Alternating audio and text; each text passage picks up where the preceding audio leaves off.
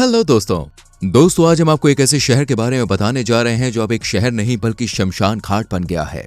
हर तरफ बमबारी, गर्मा गर्मी का माहौल है, जख्मी लोग हैं और चीखते चिल्लाते बच्चों ने पूरी दुनिया को हिला के रख दिया है। क्यों गाजा पट्टी पर हमले रुकने का नाम नहीं ले रहे हैं?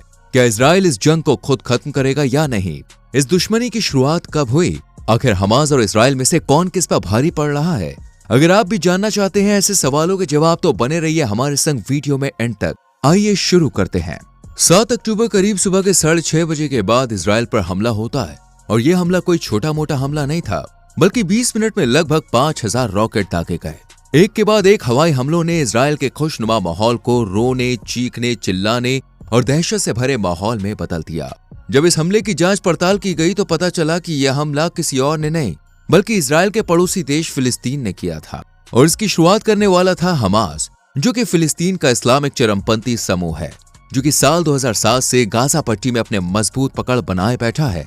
गाजा पट्टी ही दोस्तों इनका अड्डा है। यहाँ इन्होंने अपनी सुरक्षा के लिए बहुत सी सुरंगें बनवाई हैं और इन्हीं के अंदर ये दुश्मन देश से बचकर अपने मकसदों को न सिर्फ आगे बढ़ाने की चर्चा करते हैं, बल्कि इस बार गाजा पट्टी से ही इजराइल पर रॉकेट भी दागे गए हैं और यहाँ करीब 300 से ज्यादा लोग इस हमले में मौत की आगोश में सो चुके हैं। वहीं कई सौ लोग जख्मी हैं। जब इजराइल के प्रधानमंत्री बेंजामिन नेतन्याहू ने हमास की ये जरूरत और हिम्मत देखी तो उन्होंने भी अपनी जनता को भरोसा दिलाया कि ये एक युद्ध है और हम ही इस युद्ध में जीतेंगे। बस फिर क्या था, इजराइल ने भी हमास को मुंह तोड़ जवाब देते हुए गाजा पट्टी को खून से लहूलुहान करने का फैसला किया और एक के बाद एक रॉकेट गाजा पट्टी पर दागे। इजराइल के इस जवाबी हमले से कुछ ही देर में गाजा पट्टी लाशों का ढेर बन गई और हजारों आदमी जख्मी हो गए। इस लड़ाई ने दोस्तों इतना भयानक रूप ले लिया कि रुकने का नाम ही नहीं ले रही है, बल्कि दोनों ही तरफ से रॉकेट फेंकने और हमला करने का सिलसिला जारी है। लेकिन इसमें इजरायली लोग की जान फिर भी उस तादाद में नहीं जा रही है जितनी कि फिलिस्तीनी लोग अपने परिवार को, अपने बच्चों को खो रहे हैं। इसलिए दोस्तों इस बार के युद्ध को देखकर कहा जा रहा है कि यह सबसे खतरनाक और जानलेवा युद्ध है, जिसने शुरुआत में ही लोगों की जान ले ली और अभी इसके खात्मे होने तक न जाने कितनी जानों की और बलि देनी होगी। वैसे क्या आप जानते हैं दोस्तों कि इजरायलियों ने गाजा पट्टी को ही बंदूक की नोक पर क्यों ले रखा है?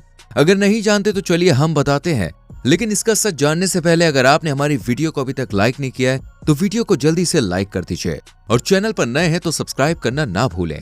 गाजा पट्टी भूमध्य सागर के पूर्वी तट पर स्थित फिलिस्तीन के 2 अलग अलग एरिया में से एक छोटा सा इलाका है, जिसके दक्षिण पश्चिम में मिस्र और पूर्व और उत्तर में इजराइल है।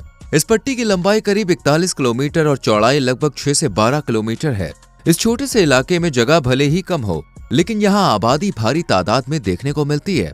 आपको जान के हैरानी होगी कि इस इलाके में 20 लाख लोग रहते हैं। इसी लिहाज से दोस्तों इस क्षेत्र को दुनिया के सबसे घने इलाकों में काउंट किया जाता है।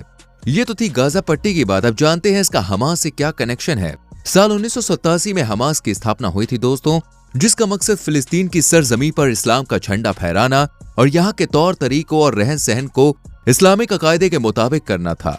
साथ ही इजराइल का खात्मा करने की सोच लेकर इस संगठन की स्थापना की गई थी। साल 2007 में हमास ने गाजा पट्टी को अपने अंडर में कर लिया। ये देखकर इजराइल और मिस्र हमास से अलग हो गए और अपनी सीमाएं भी अलग अलग कर ली, जिस वजह से गाजा पट्टी के लोगों को और मुश्किलात का सामना करना पड़ा। न सिर्फ यहाँ खाने पीने की कमी हुई बल्कि बेरोजगारी भी हद से ज्यादा बढ़ गई, जिस वजह से गाजा पट्टी के लोगों के हालात बस से बदतर हो गए। अब की बात करें तो इजरायली सेना ने शनिवार के हमले के बाद तो यहाँ के लोगों पर और सख्ती कर दी। इन्होंने गाजा पट्टी को घेर लिया और जो भी खाने पीने का और जरूरत का सामान है उस पर भी रोक लगा दी है। और इजराइल ने तो ये भी दावा किया है कि हम गाजा की सीमा पर पूरी तरह से अपना कंट्रोल कर लेंगे।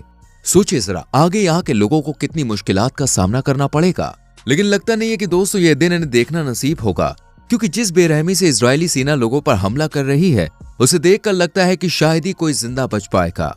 इजराइल की खुफिया एजेंसी जिसका नाम मोसाद है, वो भी मैदान में उतरकर अपने दुश्मनों पर ताबड़तोड़ वार कर रही है। इजरायली सेना ने दोस्तों जो फैसला किया है वो गलत माना जा रहा है, क्योंकि इससे 100 नहीं 200 नहीं बल्कि हजारों की जान का खतरा बना हुआ है।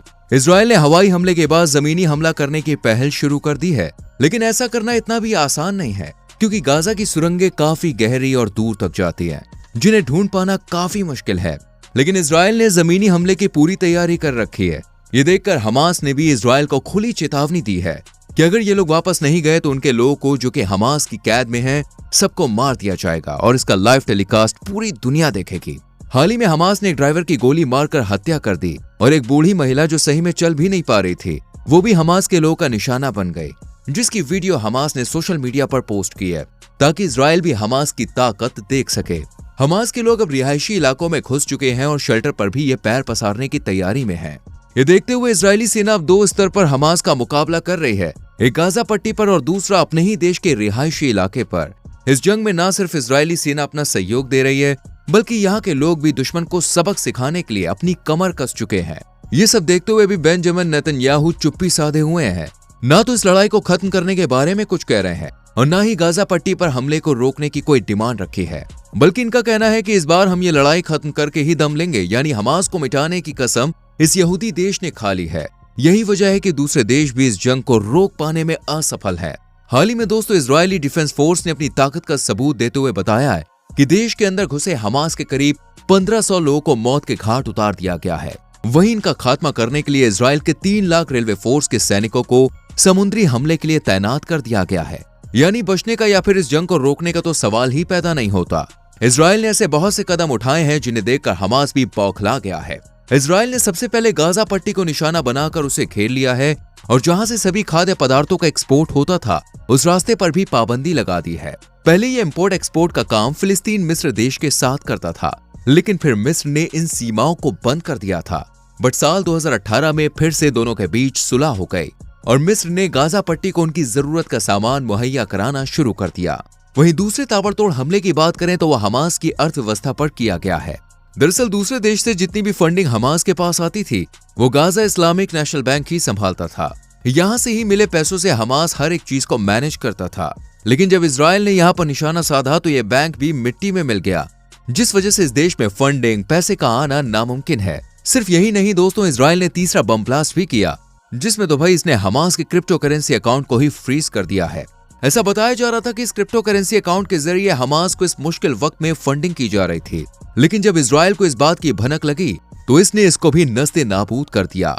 ये सब देखते हुए भी हमास एक कदम पीछे हटने को तैयार नहीं है, बल्कि इनका कहना है कि हमारे पास बहुत से बम बारूद मौजूद हैं जिनका इस्तेमाल कर हम इस बार इजराइल को खत्म करके ही दम लेंगे और जो भी इनके साथ हमारे पास कैद हैं उनके जरिए हम अपने लोगों को इजरायली जेल से आजाद करा लेंगे।